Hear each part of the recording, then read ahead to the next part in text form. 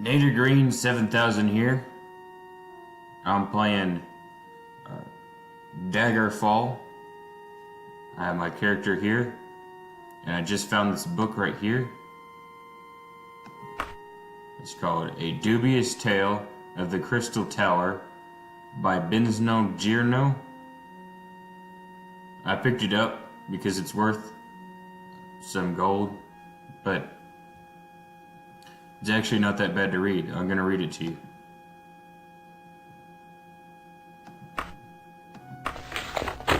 A Dubious Tale of the Crystal Tower. This story was first told to me when I was a neonate, newly studying in the Crystal Tower of Somerset. I was admiring the famous animal pens at the tower when I was approached by an older student. The fellow who had told me this tale seemed very trustworthy at first, but as the reader will soon discover, the tale is very dubious indeed.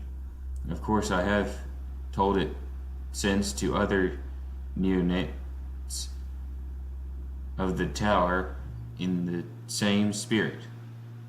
I offer the following for your earnest consideration, gentle reader. Many, many years back, a talented but poor bard was passing through Somerset, looking for work.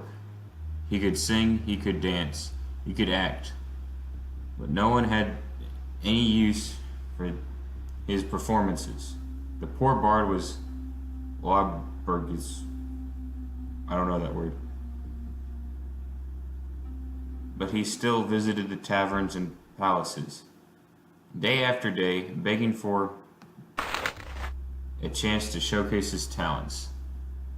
One day, dejected from more bad luck, he was approached by a tall elf in a long robe, magister of the Crystal Tower, in charge of the animal pens.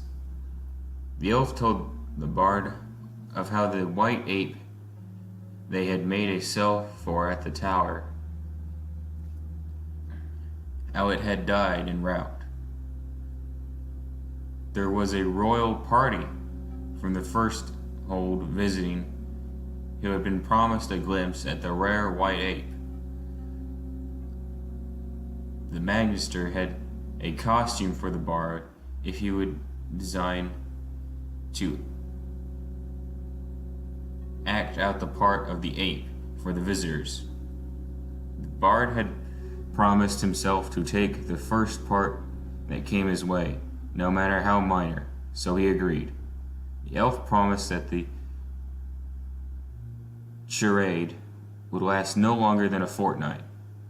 When the visitors left, for the first several days the masquerade, the bard did nothing more than sit in the back of the pen. He was afraid to move and to show the possible imperfections of the ape costume.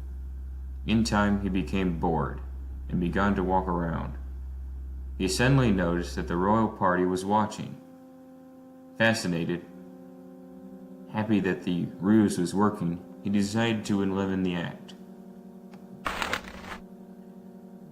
Soon he had both a performance and a crowd. Instead of the dancing and traditional elven jig, he would swing around the cell with every acrobatic trick he knew. Instead of singing a ballad, he would roar a roar.